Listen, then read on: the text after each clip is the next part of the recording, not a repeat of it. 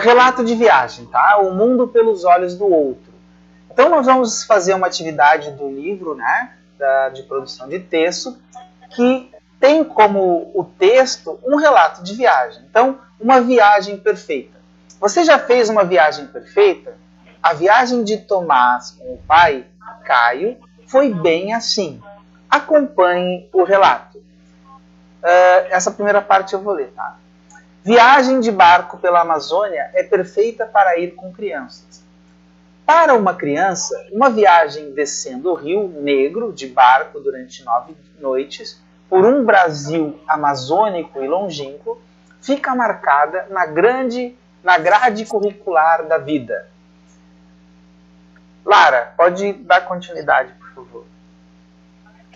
Eu? Sim. Ok. Crianças em férias só precisam de 2 coisas: contato com a natureza e convivência com outras crianças. Continue. De preferência em um lugar distante de qualquer tipo de muvuca. Esses postulado reage ao planejamento de viagens que faço com meus filhos e, com base nele, convidei o primogênito para uma aventura amazônica. Eu leio até turistas? Até turistas. Ou até turistas. Amazonas? Turistas, tá. Uhum. 9 noites descendo o Rio Negro a bordo de Jacareaçu, uma embarcação típica adaptada para transporte de turistas. João, continua. Tá bom. E lá fomos, eu e o Tomás, de 12 anos, o mais velho de 3 meninos, rumo a São Gabriel da Cachoeira, a cidade mais indígena do Brasil, no Amazonas. Continua. Já no aeroporto, encontramos o resto do grupo cuidadosamente composto, apenas adultos viajando com crianças, porém sem cônjuges. Como é? O professor, ele é cônjuges? Cônjuges, que são os esposos, né? O pai e a mãe. Cuidado tomado pela agência, que veio a se provar eficaz na harmonia do convívio. Agora o Gabriel. Em poucas horas, estamos deslizando pelas águas do Negro, dormindo em cabines com banheiro e ar-condicionado, e comendo muito bem a bordo. O estrozamento da molecada acontece de imediato. Em vista à comunidade Catur, lá dos índios Barés, assisto despreocupado à diversão e ao aprendizado do meu filho, encaminhadas na mata, pescarias com caniço, encontros com botos e quelônicos, visitas a comunidades ribeiras, banhos de rio e muito futebol, descalço com as criançadas nativas. Obrigado. Gustavo, continua.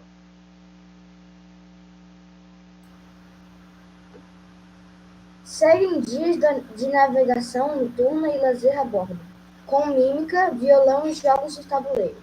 O tempo anda mais devagar sem Wi-Fi. Logo após passar Barcelos, o Jacareaçu encosta na praia de Gaspar, uma comunidade à margem do rio Juaperi. Ali os irmãos Christopher e Paul Clark, escócios de Glasgow, dedicam-se de corpo à alma desde 1994 à educação de uma garotada de 5 a 12 anos, na escola Viva Amazônica. Ao entrar a molecada local, nossas crianças somem no mato e pelo interior das casas. Ok. Eu vou terminar a leitura então nesse último parágrafo, tá? No rosto dos Eu, prof! Tá, pode ler então, Lara, vai. Então vou ler. No rosto dos idealizadores. Nossa, buguei aqui. No rosto dos idealizadores da viagem, o semblante tranquilizou. Ih, professor, acho que você pode ler isso aí, hein? Continua. Acho que você pode ler aqui, Professor. pra mim. Fala.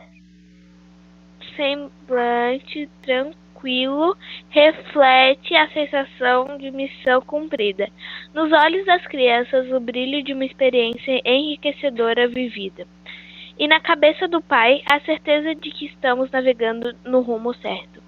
Muito bem, obrigado. Então, assim, depois da leitura, nós temos as atividades. Então, nós vamos fazer juntos, tá? E eu quero que vocês continuem participando. Então, nesse relato de viagem, o propósito do texto qual é o propósito do texto? É somente apresentar informações? Sim ou não? Não. Não. Não. Não. É somente proporcionar entretenimento? Não. Não. Também não. Somente a palavra certa para usar, né? É somente convencer o leitor a fazer uma viagem com os filhos?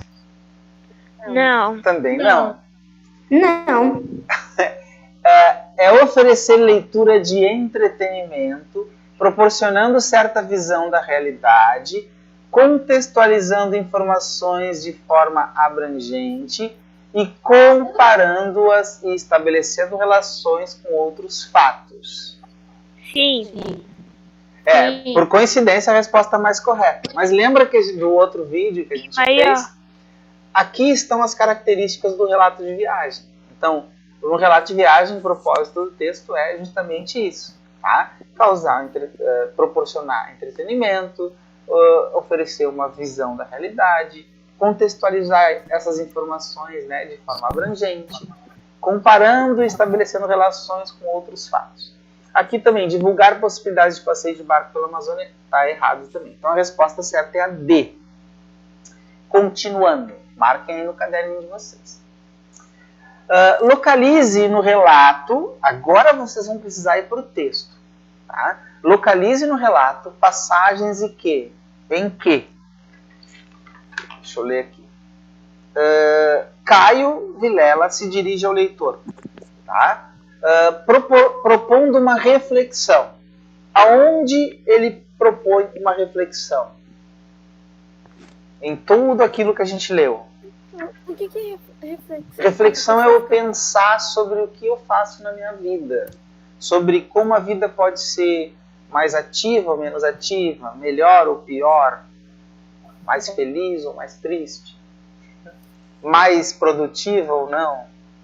Ele tem momento do texto que ele faz uma reflexão. Eu vou dar uma dica para vocês. Cadê o parágrafo? Está no parágrafo. Professor, não é aquele lá Eu que acho era que pra é aquele- viajar só, negócio sozinho, Sem Wi-Fi, faça fazer mais. amigos distantes? Quem falou em Wi-Fi ali? Está. Eu quem? Ali, exatamente. Ó. O tempo anda mais devagar Gustavo. sem Wi-Fi. Tá. O tempo anda mais devagar sem Wi-Fi. Isso é uma reflexão. Porque assim, a gente percebe, nós percebemos, todos nós, talvez vocês ainda, pelo fato de serem ainda crianças, não reflitam sobre isso, que muitas pessoas perdem tempo de fazer uma atividade física, de ler um bom livro, até de conversar com os seus pares, com as pessoas que eles gostam, que são pai, mãe, irmão, vizinho, um amigo, de fato, próximo, que você está jogando alguma coisa, conversando sobre algo, por causa do Wi-Fi. E aí quando você tem o Wi-Fi, tudo passa muito rápido. Isso é uma reflexão. Então, ele propõe uma reflexão nessa parte do texto. Né? O tempo anda mais devagar sem Wi-Fi. Em qual parte do texto ele explica uma situação? Vamos lá. Continuem com essa participação maravilhosa de vocês. Ele explica uma participação É. logo após passar Barcelo. Não. Logo após passar Barcelo, ele está explicando uma situação. E lá fomos, eu e o Tomás, de 12 anos, o mais velho de 3 meninos, rumo a São Gabriel da Cachoeira, a cidade mais indígena do Brasil, no Não. Amazonas. Não exatamente. Ele está explicando ali, ó. Vou dar uma dica. O terceiro parágrafo. Lê para nós o terceiro parágrafo. Já no aeroporto, Esse postulado ali. esse postulado rege o planejamento das viagens que eu faço com meus filhos e, com base nele, convidei o primogênito para uma aventura amazônica. Olha só. Off noite. O que ele está falando aqui? Ele está explicando uma situação, ó. Por quê? É de preferência em um lugar distante de qualquer tipo de muvuca, ou seja, de qualquer tipo de problemas, de bagunça, de aglomerações, tá? Não estou falando de aglomerações para prevenir doenças, tá? Aglomerações de bagunça. Então, esse postulado, ou seja, essa situação, rege o planejamento das viagens. Então, nesse parágrafo é onde ele explica uma situação. Tá? Vamos ver outro. A C. Onde é que o Caio... Professor, eu ainda não consegui terminar de escrever esse postulado. É o parágrafo 3. Só marca ali depois. Não, eu ainda não consegui terminar de escrever. Não faz mal, só marca depois tu escreve. Depois a parte 3 aqui, ó. Aonde o Caio Vilela, né, se dirige ao leitor orientando sobre um aspecto da viagem, que ele orienta sobre uma situação da viagem, sobre um aspecto da viagem.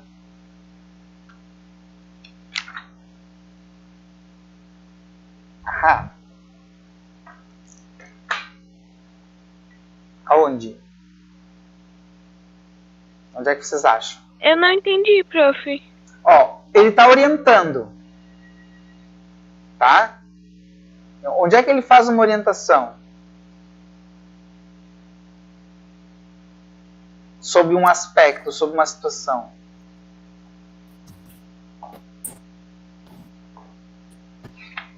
Ele faz uma orientação. Talvez ali no segundo parágrafo. Crianças em férias só precisam de duas coisas: contato com a natureza e convivência com outras crianças. Também. Preferência de um lugar distante de qualquer tipo de muvuca. Na verdade, não. Aí ele está mais opinando. Nessa situação ele está opinando. É uma orientação. Vamos para o parágrafo 1, 2, 3, 4, 5, 6. Lê o 6 ali. Parágrafo 6.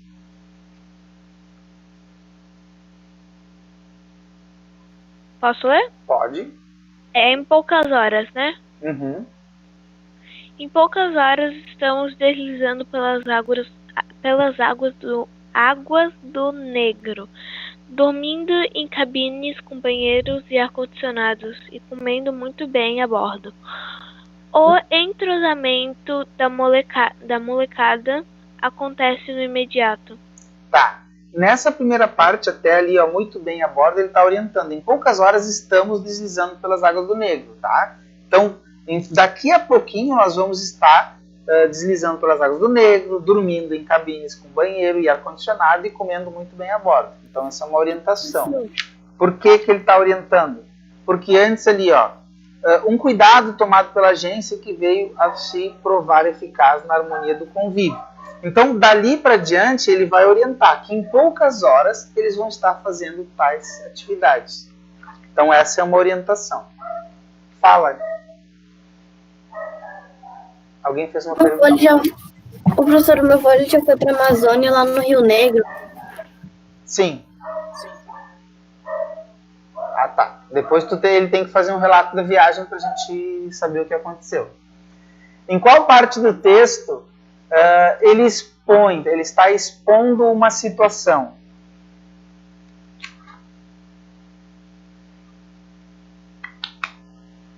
Ele está expondo uma situação que está acontecendo.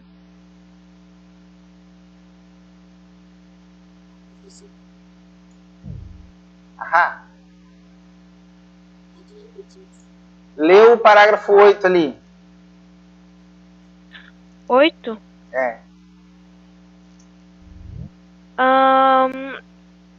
Logo?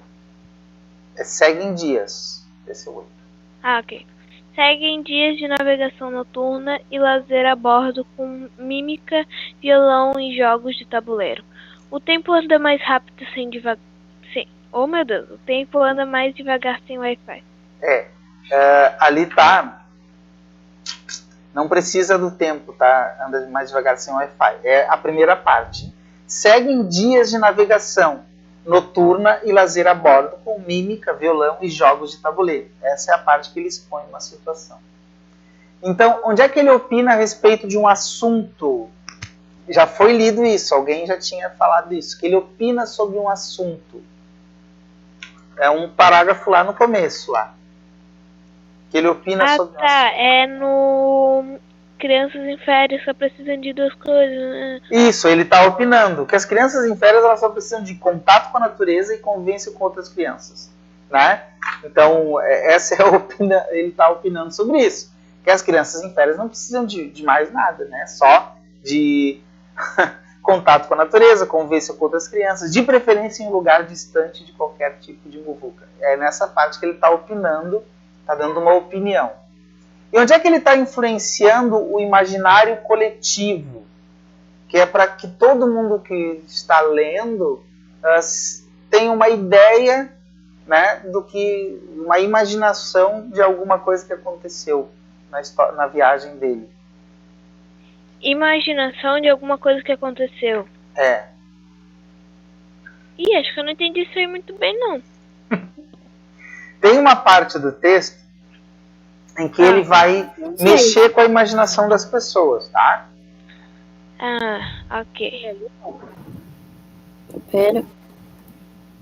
Ali, ó, logo após passar Barcelos, o Jacareaçu encosta na praia de Gaspar, uma comunidade à margem do rio Jauperi. Tá, nessa parte ele tá descrevendo um acontecimento ali. Está descrevendo a comunidade, está dizendo quais são as pessoas.